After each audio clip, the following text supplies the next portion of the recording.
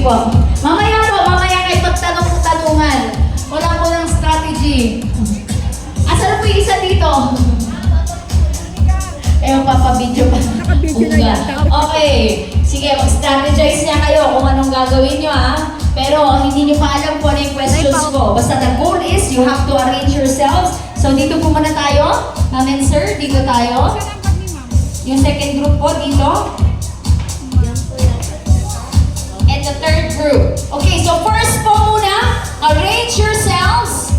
So the most points po, the group with the most points will get the travel package. So trial muna tayo, ladies and gentlemen, listen up, listen up. The first category is arrange yourselves according to your height. According to your height, so pinakamaliit po sa harap, pinakamalaki sa likod. In 5, 4, 3, 2, and 1. Siyempre, hindi po kasama dapat yung sukat nung doon po kayo sa may kahoy.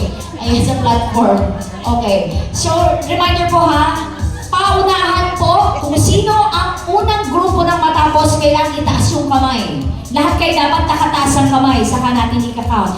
At, tandaan po, ang pinakamaliit na value, pinaka-onte, pinaka-maiksik, pinaka-bata, basta pinakamaliit, lagi nasa harap.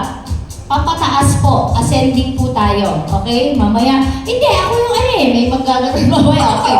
So, yan na po yung arrangement nyo ngayon Trial lang po yan. This is now the formal game. So, let's move on to the next. Arrange yourselves according to your birthday! Your birthday!